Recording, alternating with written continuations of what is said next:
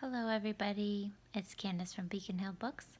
I'm here today to talk about a book that I read that I promised a book review on a couple weeks ago, and it's called Blind Spot: Hidden Biases of Good People, and that's by, I'll put the names down below.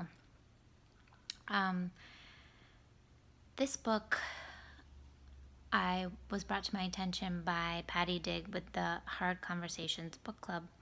And I really like the premise because I feel that, most people on BookTube, including me, we feel that we're pretty good people. We try to read diversely and do our part in the world. And, I would not consider that I have any biases. But what the book shows you is that you do. And it's natural and it's human to have those biases, and what you can do to not have those biases, although it is a permanent thing that you have and you have to continually work on it. So the way that the authors describe that people have these biases is by taking what's called the IAT, which is the Implicit Association Test, and it was created by Harvard. And what it does is it takes two groups of populations and two categories. And so, for instance, male and female, and family and career. So the first time around, and they test you multiple times to be sure that it's not a one-off thing, and also they test multiple times. So once they've done the test, they thought, oh, we can learn and try not to have this bias, and you still will get the same results, even if it's a little bit different. So they put up on the screen a word, and the words are in two groups, either family or career. So say they put home up, and then you swipe to the left if it's male, you swipe to the right if it's female, or vice versa. So your score results will be significantly faster when you go with the stereotype, versus if then they ask you to do,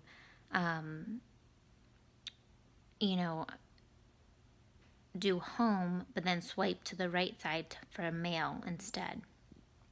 Your brain has to think about it harder, and your score will be longer. And anyone can go online and take the test. I'll leave the link below to see that you also have a hidden bias. And it's part of being a human. It's part of being brought up. It's part of being in your subset of a group. And for instance, the author tells a story about how there was this quilter that injured herself quilting. Dangerous occupation, I know. And she goes to the hospital, and they said,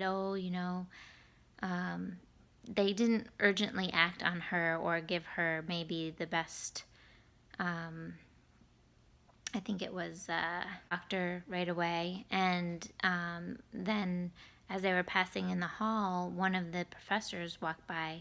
It happened to be in Connecticut at Yale. And the professor said, oh, hey, so-and-so, to the quilter. And the doctor said, oh my gosh, this is a professor? Let's get the best doctor in. Let's do XYZ as soon as possible. And so having those connections, which tend to be people that have opportunities, wealth, professions, things that are typically, unfortunately, given to more wealthy white people, it shows a bias towards the people that don't have those connections. And so the authors explain that it's not typically that people will do something against, the minority type groups. It's that you're not doing anything for them. For instance, they also did a study where somebody called on a phone and said, I'm broken down, can you come get me? And gave a name, and a name that was typically an African American name, and people were more willing to help the non-African American person than the African American person. So things like that. It was just really good to see that you don't even realize that you have hidden biases. And that's when I said in one of my wrap up that I was prejudiced, what I meant to say is that I have a hidden bias, and that's what everybody has. Every single person does, and it goes into how humans have it over animals because it's a learned thing. I highlighted so much of this book, and the book is mostly based on America and Americans, and particularly about race. But they do use other examples, for instance, old versus young people, and I think it could apply to anybody else too. So I highly recommend this book just to open your eyes.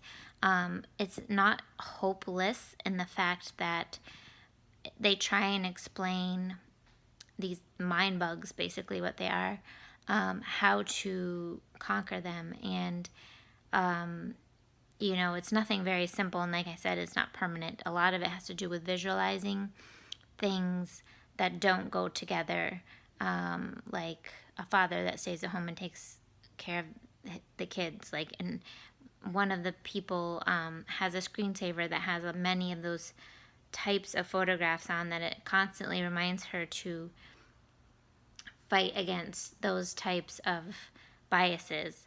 And